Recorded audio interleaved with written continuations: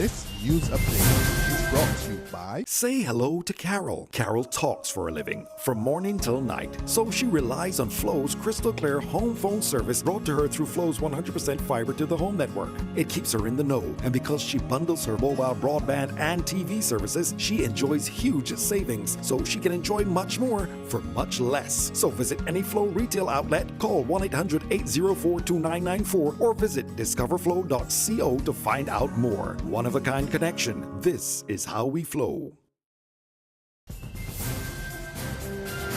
Welcome to this Barbados Today News Update for Monday, October 3. Thank you for joining us. I'm Desmond Brown. A ferocious hurricane packing 130 miles per hour winds is threatening to wreak havoc on Haiti and Jamaica as it trudges through the Caribbean Sea. Hurricane Matthew, a slow-moving storm now within roughly 300 miles of Jamaica and Haiti, is expected to dump dozens of inches of torrential rainfall on both islands starting Monday. Earlier, I spoke with Group Head of News at the RGR Communications Group, Milton Walker, to hear how Jamaicans are preparing for the hurricane. Could you just tell me how things are in Jamaica right now as it relates to preparing for Hurricane Matthew? Right now, a lot of persons did most of their preparations on the weekend, on Saturday and on Sunday, battening up their homes, putting storm shutters up, plyboard, removing loose things from around their patios and so on. And of course, stocking up on food supplies, biscuits, bread, canned stuff and so on. And water, bottled water. Pretty much the country is shut down today. There are one or two shops that are petrol stations that may be open in some parts, certainly in the capital, but in the eastern part of the island in St. Thomas and Portland, it's pretty much wait and see. The stores are shut down. No schools are on today. No government facilities open. The Office of Disaster Preparedness and Emergency Management, the Emergency Operations Center, is active. There's one that is active at the Pegasus Hotel for tourism to ensure that tourists and the tourism sector, their facilities are prepared, are intact, and if there are any emergencies which need to be responded to. At the same time, the Norman Manley Airport closed this morning that's in Kingston, closed at 3 a.m. Montego Bay is still open. They are going to be announcing shortly when it will be shut. Several flights were cancelled today. In fact, all the flights at Norman Manley have been cancelled. Many at Sangster have also been cancelled. I suspect Montego Bay's airport will close sometime today. We await word from them when that will be closed. It's been raining overnight. There's been some breeze, not significant. There's no reports of flooding yet as we speak or anything like that. But we're essentially now, the country is in a wait-and-see mode. Milton, I had seen a report yesterday that there were people in Port Royal and some, I think, on Pedro Keys who were ignoring the warning to evacuate. Any update on those people? Well, Port Royal is on an evacuation order. As you know, it's at the end of that peninsula where the Norman Manley Airport is at. It's way out into the sea. The information we have is that 4 persons left overnight, only 4. Buses were sent out to remove them to the shelter at the National Arena. Only 4 persons left. I think this population in Port Royal is, about over 1,000. It's a small fishing village, but nobody has really taken up that warning that they should leave that village. So the Petra Keys, on the other hand, the Office of Disaster Preparedness had a press conference yesterday. The local government minister said 31 persons remain on the Keys. The JDF did help to get some persons off Friday into Saturday, but there are 31 persons who remain. In other news, police are conducting investigations into the circumstances surrounding the death of a man whose body was discovered at George Street, St. Michael, in the wee hours of this morning. Around 10 minutes after 2, a police mobile unit was on duty along George Street when the officers observed the motionless body of a male lying on the roadway with what appeared to be severe head trauma. Anyone who can provide any information to assist the police with these investigations are asked to contact the police emergency at telephone number 211, Crime Stoppers at 1-800-TIPS, that 1-800-8477, or the nearest police station. The Diabetes Association of Barbados needs fresh faces with fresh ideas to bring the organization back to life, so says outgoing President Noreen Merritt.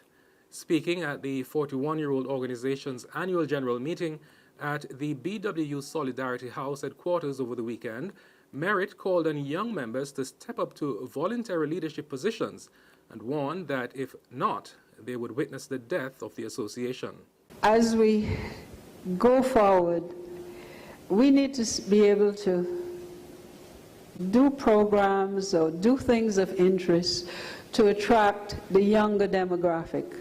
We can't let this organization, which is 41 years old this year, die just like this. Each and every one of us who are members of the association, whether we live with diabetes or without diabetes, we need to come up with interesting ideas and concepts and put our hands to the plow. So my welcome to you this evening is an appeal. Please don't let it fall on deaf ears. Meantime, on the heels of an appeal by the Blood Bank for donors, the Lions Club of Bridgetown has announced an intention to this week begin recruiting persons willing to donate blood. Lions Ken Reese spoke of this Lions project at the club's 56th chapter dinner at the Hilton over the weekend that marked the 55th anniversary of this group. He said that the aim is to recruit over 50 new blood donors by the middle of next year. The main signature project, which will be launched this week as part of our activities, is the education of persons about the importance of giving blood. That this significant act of love can save a life. That the club will be working with the National Blood Collection Center and hope to introduce 60 new blood donors to the bank by June 14th, 2017. The U.S. Embassy is advising that effective November 1, 2016, applicants must not wear eyeglasses in their U.S. passport or visa photos. The embassy says the U.S. Department of State is implementing this policy to enhance the security of the application process and improves officers' ability to quickly verify the identity of applicants. It says applicants may wear eyeglasses for U.S. passport and U.S. visa photos if they have a medical issue, such as a recent surgery, and require eyeglasses to protect their eyes.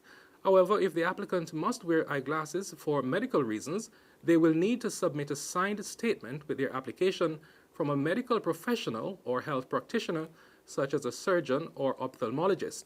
The embassy says the applicants should ensure that they have removed their eyeglasses for their U.S. passport and visa photos to avoid any delays in processing applications. There's regional and international news after this short break.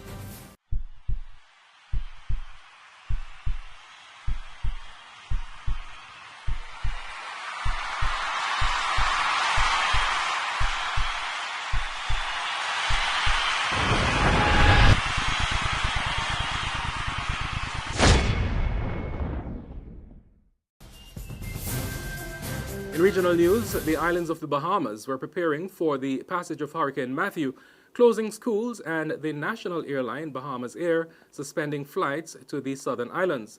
In addition, the Bahamian authorities have organized for more than 100 students studying in Jamaica to be repatriated. The Miami-based National Hurricane Center said the storm, one of the strongest in the Atlantic since 2007, is expected to affect the Bahamas on Tuesday. Matthew is expected to produce total rain accumulations of 8 to 12 inches over the southeastern Bahamas, with isolated maximum amounts of 15 inches. On the international scene, U.S. reality TV star Kim Kardashian West has been robbed at gunpoint at a luxury residence in Paris by at least 2 men dressed as police officers. A box containing jewelry worth up to $6.7 million was among items taken. A spokeswoman for the Star said she was badly shaken but physically unharmed. The mother of two, who became a household name thanks to the reality series Keeping Up with the Kardashians, has now left France, flying out of Paris aboard a private jet. A police source said the attack was carried out by 5 men wearing police-style jackets who forced the building's overnight security guard to show them where Kardashian West was staying. Once inside, one of the men put a gun to her head while they robbed her of jewelry, including a ring worth 4 million euros, then tied her up and locked her in a bathroom while they escaped. The men fled the scene on bicycles. That's news, but for the very latest, visit our website www.barbadostoday.bb. Also, subscribe to our e-paper, email updates, and like us on Facebook. We're on Izumi Media in bus terminals or screenplay at supermarkets and gas stations near you, as well as Channel 99 on Flow TV and Mix 96.9 FM. I'm Desmond Brown.